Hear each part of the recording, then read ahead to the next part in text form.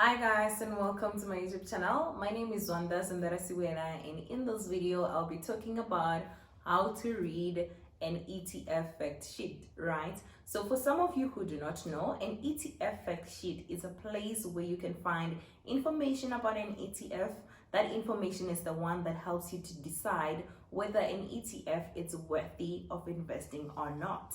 And if you don't know what an ETF is simply a basket of shares that are grouped together and you can get access to them in one transaction, right? And the beauty about that is that it's well diversified because you're not only buying one stock, you're buying group stock. So if one stock in that basket doesn't go well, you still have an opportunity to get growth from the other stocks, right? So in this video, I'll be doing a demonstration of how to read a fact sheet and what is important to look out for in the fact sheet to determine whether or not the ETF is worthy of investing on or not. So I will highlight a couple of things which I think you should look out for, and then hopefully by this you will be able to decide on what ETF you should buy and the things which you can check out for if you want to buy an ETF. I'm such a supporter of ETFs, and this is simply because as a beginner, right, you have this one place where you can just go and find all the information that you need for you to decide to buy an ETF. Where else, if you are to buy an individual stock, there's just so many analysis that you need to do.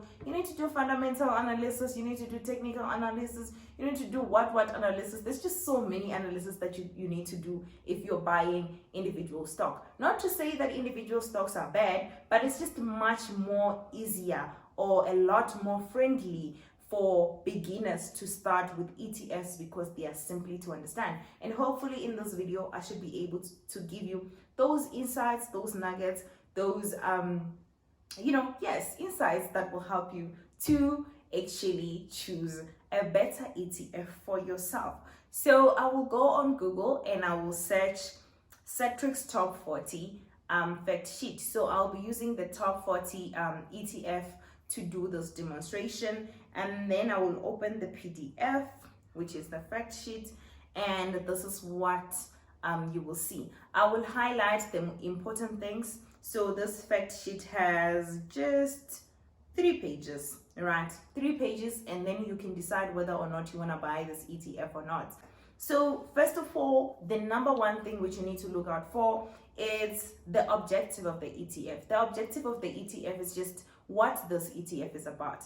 For an example, these top 40 ETF that is on my screen here, it's tracking the index of the top 40. So what is the top 40 index? The top 40 index is a trend, right, of the top performing companies in South Africa. So they are grouped together to form an ETF or to form an index called top 40. That is an index, and the top 40 ETF just tries to make sure that it performs similar to the index of the top 40, right? I guess that makes sense. So in this ETF, what they're trying to do is to mimic the top 40 index, right? That's one thing that you will get on the objective. So every ETF or every ETF fact sheet will have an objective which tells you what the fund manager will be trying to do on this ETF to get good performance, right? And then number 2, one thing that you're gonna find by when the ETF was introduced or was started, right? This is rather important because you want to know how old this ETF is, because if you are to track back, you can, if a ETF is very young, there's possibility that the fund manager has not figured out how to manage it correctly, that kind of factors plays in. But if it's very old, there's possibility that they have figured how to track the index in which they're tracking, right? And then we go to what I consider the most important, which is the fees, right?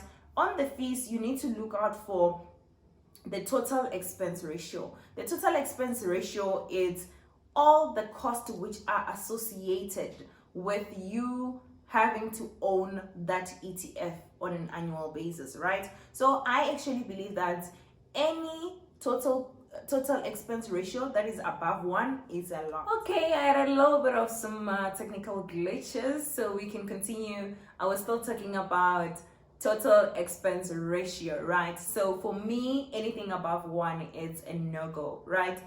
So the total expense ratio in realistic form, right? It's the amount of money that you will pay in percentage to the fund manager for them to manage the fund for you, right? So if that number is high, that means that that percentage will be reduced from your capital gain or from your growth, right?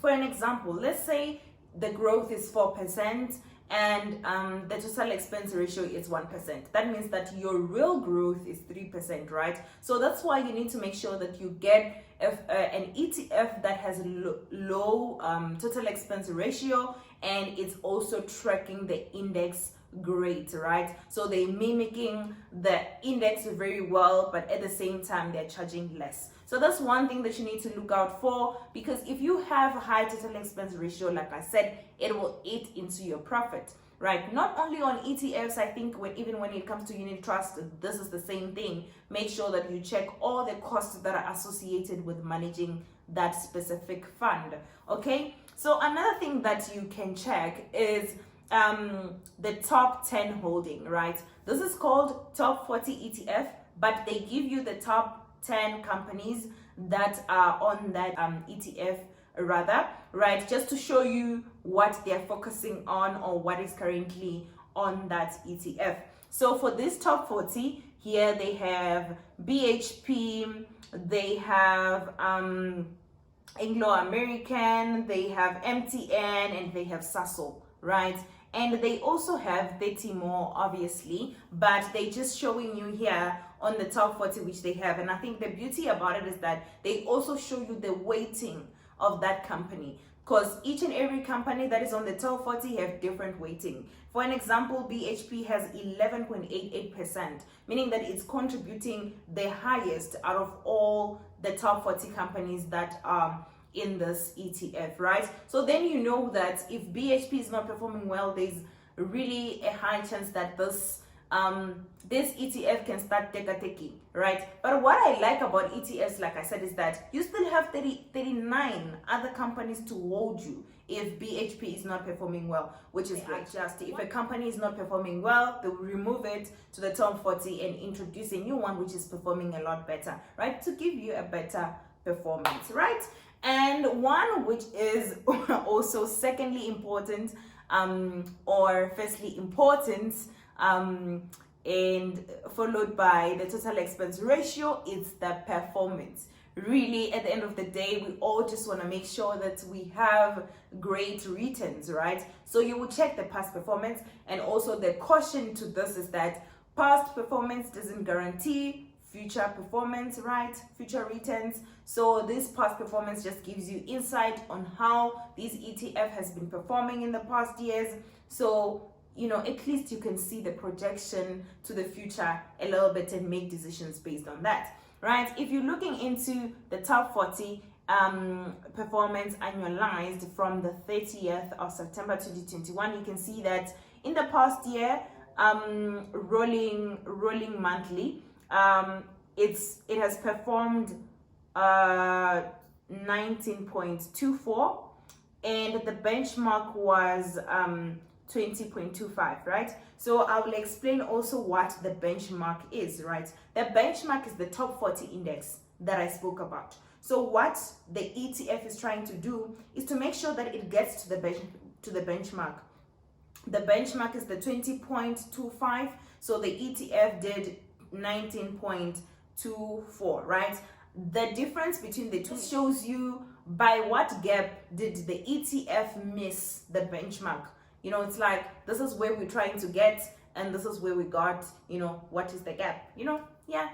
I hope that demonstration, you know, is good enough for you. As you can see, there's a little bit of a gap between how the top 40 ETF is tracking the top 40 index, okay? So that's one thing that you would check. You would check how well are they tracking this index. You know, I wish I had another fact sheet where I can show you that the benchmark and the ETF can be so close, and that means that the fund manager knows what they're doing. They know how to rebalance companies. They're managing it well enough to track the index itself. Okay, so it will show you also for the past 3 years. They have this ETF has performed 26.36, and the index was 29.36, and that's just how it has been. You have 5 years. You also have since inception, which means since it has started, right? And you have highest and lowest annual figures for the last 10 years. This is how much bottom this has reached and how much top this has reached in the past 10 years annually. Okay, yes. So the 19.24, it's the highest that this fund has reached, and it has happened in the past year, meaning that this is tracking very well recently. Okay, so another thing that you want to look out for, which is interesting for me, is asset allocation. You want to know what asset is this ETF focusing on, right? So ETF, in as much as it has different companies altogether, you want to know in terms of asset, like, are they focusing on commodity, are they focusing on cash? We know that on this ETF it only focuses on equities, but you want to know what type of equities are this, so it shows that the highest equity is equity basic materials, followed by equity financial, and followed by technology, followed by consumer discretionaries. This just shows you how diverse the ETF is, right? So it's very well diverse because it's not focusing only on one industry or on one asset allocation. Okay, and then you will find I wanted a risk profile, which you're gonna find on page number 3 of the fact sheet. I'm just gonna read this to you. It says this is an aggressively managed high risk portfolio that aims to deliver capital growth over the long term, right? So what it means when it says that it's a higher or high risk or aggressive ETF, it means that it will fluctuate a lot. So it's not for the faint-hearted. If you know that you can't take aggressive investment, even if it's an ETF, because ETFs are already diversified, right? But this is a higher risk ETF. In as much as it's already diversified, it's a higher risk ETF.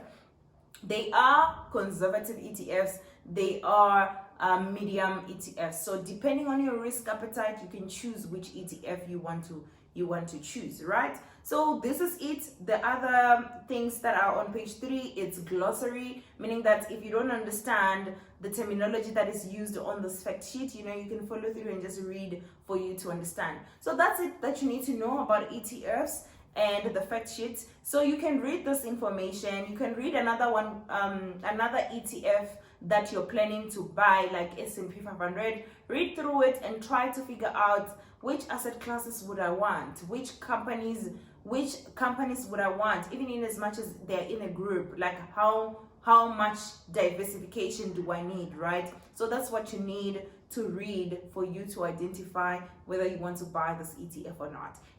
For this video, I just want you to tell me if this was helpful or not, because I've been passionate about this video. Give me a thumbs up if you like it, and just drop the comment, and don't forget to subscribe. Cheers.